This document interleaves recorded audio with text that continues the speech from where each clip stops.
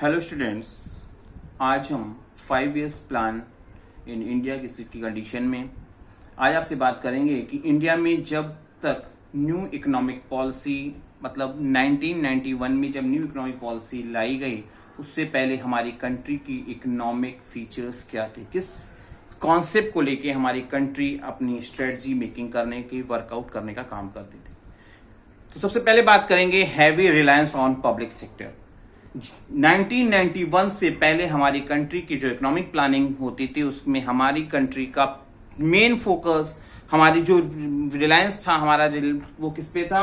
Public sector के organisation पे था। गवर्नमेंट का मोटिव था ज्यादा से ज्यादा पब्लिक सेक्टर ऑर्गेनाइजेशन को जनरेट करना, उनको इस तरह से करना जिससे क्या हो कि ज्यादा से ज्यादा सोशल वेलफेयर हो सके, सोशल जस्टिस हो सके, जिससे क्या हो कि ज्यादा से ज्यादा लोगों को सोशलिज्म, ज्यादा से ज्यादा लोगों को जॉब मिल सके, अपॉर्चुनिटीज मिल सके, उनका लिविंग स्टैंडर्ड बढ़ सके, उनकी लाइफ स्टाइल बढ़ सके, उनको रेवेन्यू मिल सके। इस इंटेंशन के साथ काम किया जाता था। बट पब्लिक सेक्टर के ऑर्गेनाइजेशन की कंडीशन में क्योंकि मोटिव प्रॉफिट गेन करना कम होता है, तो ऐसी सिचुएशन में ये कहीं ना कहीं हमारी कंट्री के इकोनॉमिक डेवलपमेंट में एक बैरियर का भी काम करता है, क्योंकि उतनी तेजी से हमारी कंट्री का इकोनॉमिक डेवलपमेंट नहीं हो पाता था। इंडस्ट्रियल पॉलिसी रेजोल्यूशन 1956 के अकॉर्डिंग अगर हम बात करते हैं तो उस तब तक ये 1991 में जब तक हमारी नई इकोनॉमिक पॉलिसी नहीं आ गई तब तक 17 इंडस्ट्रीज केवल पब्लिक सेक्टर ऑर्गेनाइजेशन के लिए ही रिजर्व थी। मतलब उन ऑर्गेनाइजेशन को हम केवल और केवल पब्लिक सेक्टर में ही आप स्टैब्लिश कर सकते थे, जबकि केवल और केवल 12 ऐसी इंडस्ट्रीज थी जिनका स्टैब्लिशमेंट प्राइवेट सेक्टर ऑर्गेनाइजेशन के रूप में ही किया जाता। मतलब इनका रिजर्व था कि इन्हीं सेक्टर्स में इनको स्टैब्लिश किया जा सकता है। सेकेंड फीचर्स पे बात करेंगे, protection of small scale industry. जब 1991 में न्यू इकोनॉमिक पॉलिसी गवर्नमेंट ने स्टैब्लिश नहीं की, इकोनॉमिक पॉलिसी में चेंजेस नहीं किया, उससे पहले हमारी कंट्री का मोटिव क्या था? स्मॉल स्केल इंडस्ट्रीज को प्रोटेक्शन, कंपटीशन, फॉरेन कंपटीशन से प्रोटेक्शन करना, उनको प्रोटेक्ट करना कि वो ज्यादा से ज्यादा अपने आप को बूस्ट अप कर सकें, उनको सब्सिडाइज करना, उनको फाइनेंशियली हेल्प करना, उनके डेवलपमेंट में सपोर्ट करना। ये सब क्या था? हमारी कंट्री के इकोनॉमिक पॉलिसी का मोटिव था। इसके साथ साथ लार्ज स्केल इंडस्ट्री भी केवल और केवल monopolistic and restrictive trade practices act के गवर्निंग में, मतलब MRTP एक्ट के गवर्निंग में ही स्टेब्लिश हो सकती थी। ये हमारी कंट्री की इकोनॉमिक पॉलिसी का एक ये भी नेचर था। हम थर्ड पे बात करेंगे, प्रोटेक्शन फ्रॉम फॉरेन कंपटीशन। क्योंकि हमारी कंट्री जब इंडिपेंडेंट हुई तो बहुत ही बैकवर्ड इकोनॉमी थी, इसलिए 1991 तक हम अपनी कंट्री के इंडस्ट्री को डेवलपमेंट करने के लिए हम फॉरेन कंट्रीज से, क्योंकि हमारे रिसोर्सेज हमारे प्रॉपर यूटिलाइज नहीं होते थे, हम बहुत मॉडर्न टेक्नोलॉजीज का यूज नहीं करते थे, इसलिए हमारी कंट्री फॉरेन कंपटीशन को फेस करने के लिए, फॉरेन कंपटीशन से बचने के लिए हमारी कंट्री के इंडस्ट्रीज को प्रोटेक्शन देने का काम करती थी, प्रोटेक्ट करती थी, जिससे क्या हो कि उनको फॉरेन कंपटीशन को फेस ना करना पड़े, कम से कम फॉरेन कंपटीशन का सामना करना पड़े और हमारी इंडस्ट्री इन कंपटीशन के बाद अपने आप को स्टेब्लिश कर सके, इनसे बच के अपनी इंडस्ट्री को सेटअप कर सके। इस मोटिव के साथ हमारी कंट्री की इकोनॉमिक एक्टिविटीज ऑपरेट हुआ करती थी। Focus on import substitution. 1991 से पहले हमारा एक्सपोर्ट प्रमोशन पे हमारा वर्क कम देखने को मिलता था। हमारा मोटिव था इंपोर्ट सब्स्टिट्यूशन, इंपोर्ट को कैसे कम किया जाए, किस तरह से उस पर कंट्रोलिंग की जाए, इंपोर्ट पे हमारा कैसे कंट्रोल हो, उस पर धीरे धीरे कम कैसे किया जाए। इस मोटिव के साथ हमारी कंट्री की एक्टिविटीज ऑपरेट हुआ करती थी।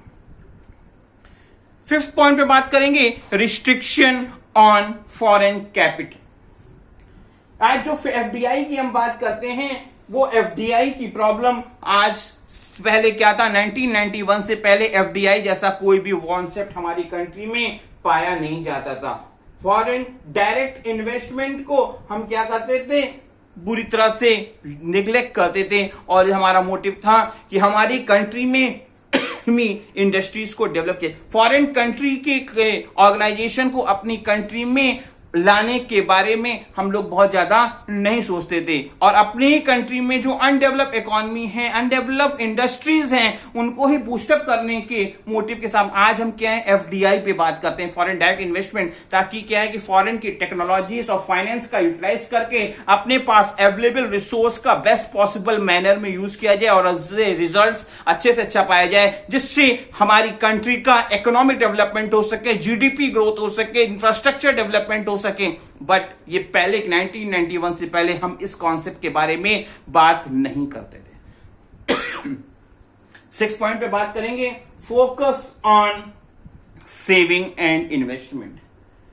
1991 से पहले हमारी कंट्री के इकोनॉमिक ग्रोथ का पैरामीटर क्या था कि ज्यादा से ज्यादा इंटरेस्ट रेट देके लोगों को सेविंग करने के लिए अट्रैक्ट करना, ज्यादा से ज्यादा बैंक में पैसा जमा कराना, इसके लिए क्या करते थे, high rate of interest offer किया जाता था, और इन्वेस्टमेंट इनके लिए को प्रमोट करने के लिए उनको सब्सिडीज और कैपिटल गेन दिया जाता था, जैसे क्या हो कि उनको सब्सिडी मिल जाए, वो कंसेशनल रेट पर मिल जाए। बट उसके लिए क्या किया था, हमारा जो मोटिव क्या था, सेविंग को बढ़ाना, और इन्वेस्टमेंट जो कर रहे हैं, जो इंडस्ट्रीज को सेटअप कर रहे हैं, उनको सब्सिडी प्रोवाइड करना। इस इंटेंशन से हम क्या करते थे, अपनी इकोनॉमिक एक्टिविटी को ऑपरेट करने का काम करते थे।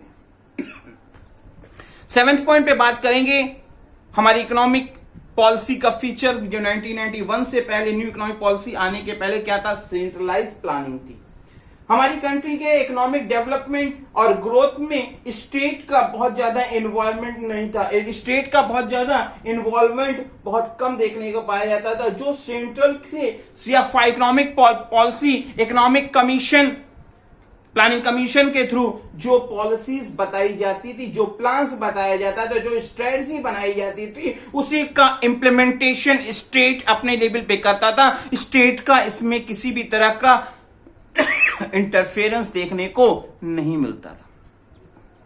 8th पॉइंट पे अगर हम बात करते हैं, development of heavy industries of strategic significance. Heavy industries को कैसे बूस्टअप किया जाए, फॉर एग्जाम्पल अगर हम बात करते हैं तो electricity generation, engineering goods, iron and steel industries को बूस्टअप करने, उसको डेवलपमेंट करने के लिए हमारी क्या थी, प्रायोरिटी थी, जिससे क्या हो कि हम इन सब चीजों के थ्रू अपनी कंट्री में रिसोर्स का डेवलपमेंट कर सकें, रिसोर्स को बूस्टअप कर सकें, जो आगे चल के हमारी कंट्री के डेवलपमेंट में, हमारी कंट्री के इकोनॉमिक ग्रोथ में कहीं ना कहीं हेल्पफुल हो सकता था।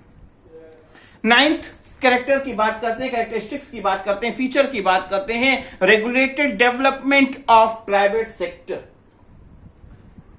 न्यू इंडस्ट्रीज जो प्राइवेट सेक्टर की कैटेगरी में अगर स्टैब्लिश करी भी जानी है तो उसके लिए क्या है कि वो बिना लाइसेंस के, बिना रजिस्ट्रेशन के स्टैब्लिश नहीं की जा सकती थी। और MRTP act, it means monopolies and restrictive trade practices act 1969 के अकॉर्डिंग इस सेक्टर में जो बड़े लेवल पर जो इंडस्ट्रीज लाइसेंस और रजिस्ट्रेशन के थ्रू स्टैब्लिश होती थी तो उनकी क्या थी, मोनोपोलीज हुआ करती थी, जिसका वो क्या करते थे, अनऑथराइज यूटिलाइजेशन करते थे और वो अपने अकॉर्डिंग ही उसका इंप्लीमेंटेशन करते थे, जो कहीं ना कहीं इकोनॉमिक डेवलपमेंट के बहुत सारे जो फंक्शनिंग है और हर बहुत सारे सोर्सेस, बहुत सेगमेंट है, उसमें कुछ सी चीजों में कहीं ना कहीं प्रॉब्लम्स जनरेट करते थे।